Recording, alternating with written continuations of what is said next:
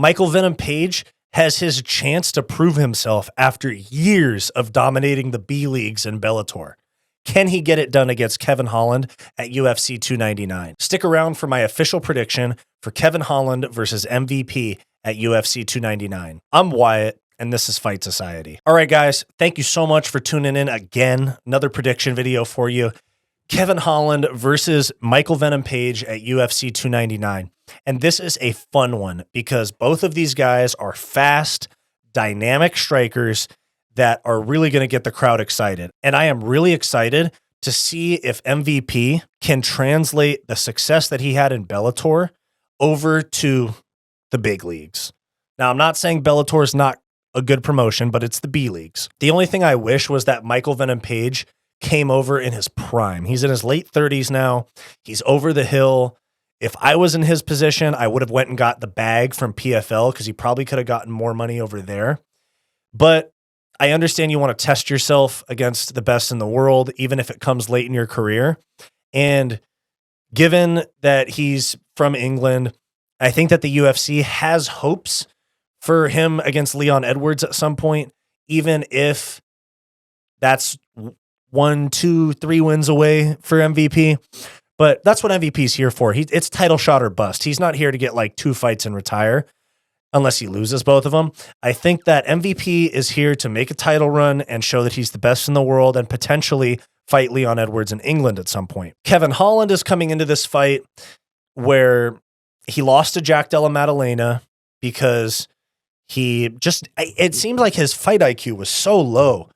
I mean, it is in general, but his fight IQ was so low for that fight because I felt like he could have just pushed the gas a little against Jack Della Maddalena and won that fight. But it seemed like he just coasted and accepted a sparring match decision loss. I'm excited to see where this goes because I think that Kevin Holland, I genuinely believe this. You guys can hate on me in the comments if you want.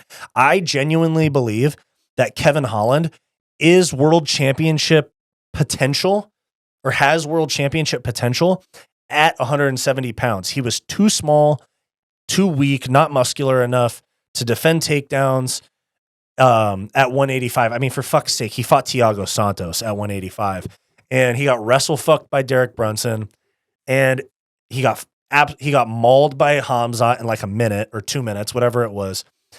But I think that 170 is Kevin Holland's natural weight class, and that he has a chance to, if he has good fight IQ and he gets the right matchups, that he could be a real contender at 170. Now, this is an interesting matchup too, because this is going to be Kevin Holland's chance to learn a lesson from the Wonder Boy fight. Kevin Holland could have, should have, and would have won the Wonder Boy fight if he would have just stayed on the ground when he got Wonder Boy down. He could have submitted Wonder Boy and been a top 7 welterweight, I think. But he wanted to put on a good show for the fans. He didn't want to make it a wrestling, grappling match against the most exciting striker in that division in Wonder Boy.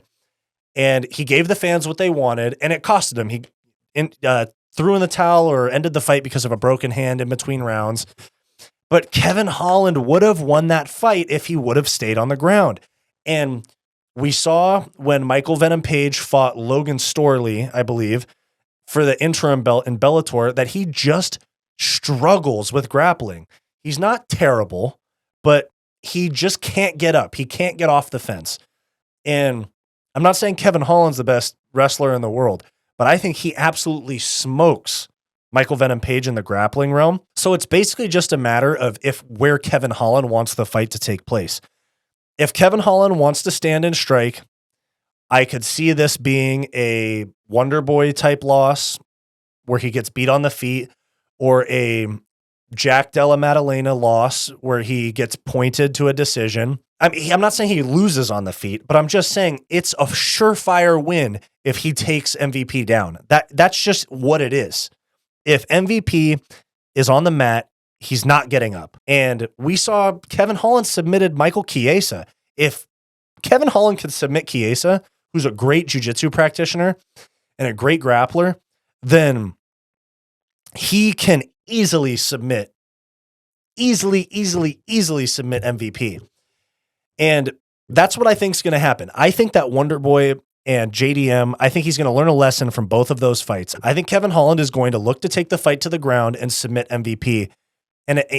Kevin Holland is not somebody that has boring grappling. He's not somebody that stalls and holds against the fence like Merab for the entire fight, where it's like they're not really doing much. Like, it's not like that.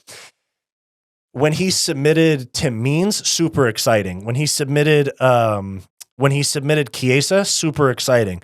Even when he got submitted by Hamzat, that was a crazy 2 minutes of them rolling around. And I hate when people say rolling around on the ground talking about jiu-jitsu, but like they were actually like rolling and flipping and stuff. That was really crazy. But my official prediction for MVP versus Kevin Holland at UFC 299 is Kevin Holland by submission. Let me know what you guys think in the comments. Who do you think's going to win?